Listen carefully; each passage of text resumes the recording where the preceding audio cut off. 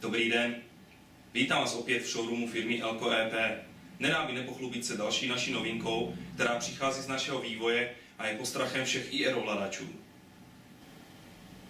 Je to výrobek Elan IR, aneboli chytrá krabička, která nahrazuje všechny vaše IR ovladače a seskupuje jej do jednoho praktického, ale jednoduchého řešení. V praxi to znamená, že z vašeho notebooku, smartphonu neboli tabletu můžete ovládat všechna IR zařízení a to, ať jste daleko, jak jen chcete. Stačí vám pouze přístup na internet.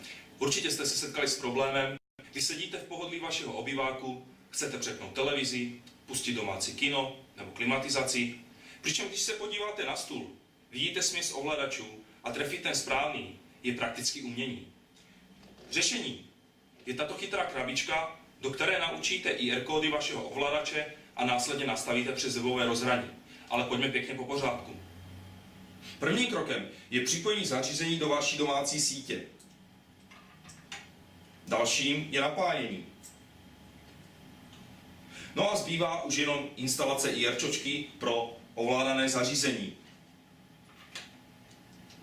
Tato vzdálenost může být až 5 metrů. Druhým krokem je konfigurace. Po zadání přihlašovacích údajů se dostanete na výchozí stránku nastavení, která je rozdělena na 3 části.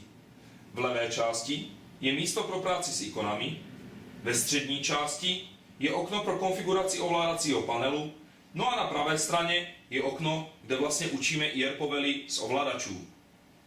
Nejprve si ale zvolíte pozadí panelu, kde můžete vybrat mezi možnostmi obrázku, barvy nebo floorplánu vašeho domu.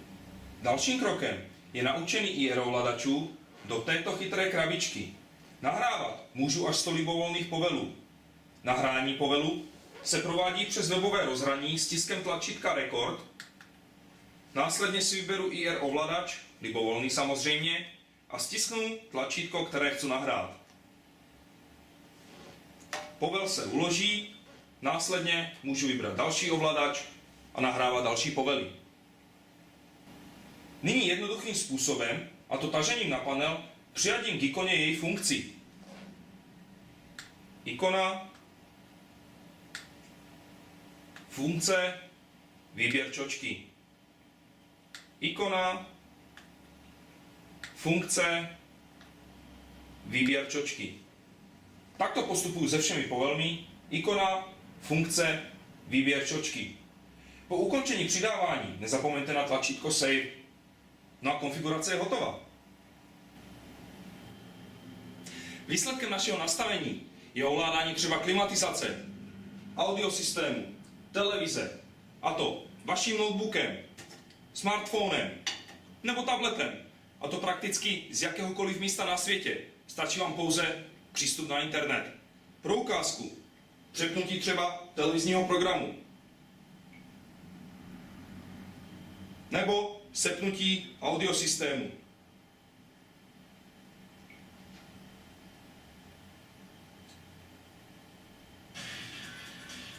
Přepnutí radiostanice.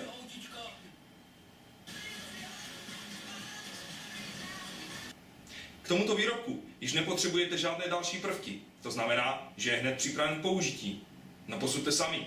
Neměl jsem pravdu, že tato chytrá krabička je jednoduché řešení, které vás nadchne?